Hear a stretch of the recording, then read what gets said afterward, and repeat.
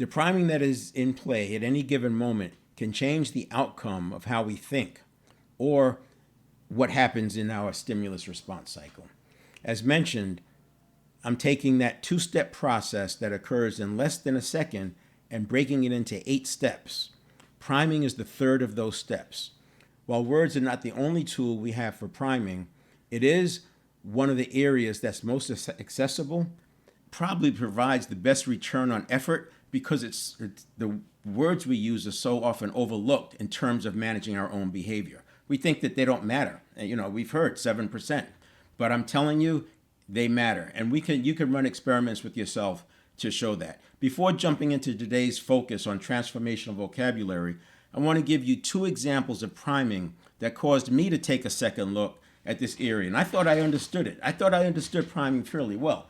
And then I read John Barger's book, Before You Know It. And he provides some examples in that book.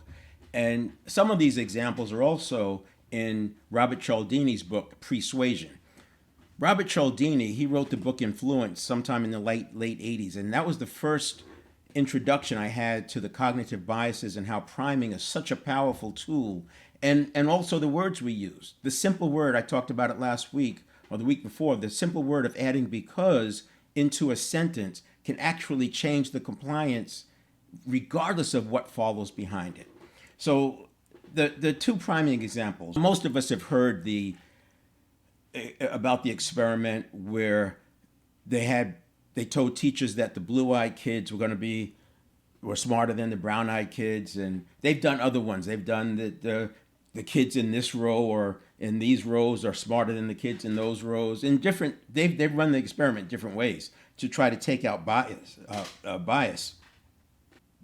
A couple of researchers took it even to another level. They said this is all very interesting. So that's one thing that came out of this priming example. The other example he shared, and this is, by the way, peer-reviewed research. So John Barge is a neuroscientist, been studying the subconscious for decades, and his audience are neuroscientists, doctors, healthcare professionals, etc., the medical community. This one threw me, but now it makes perfect sense once I work through it.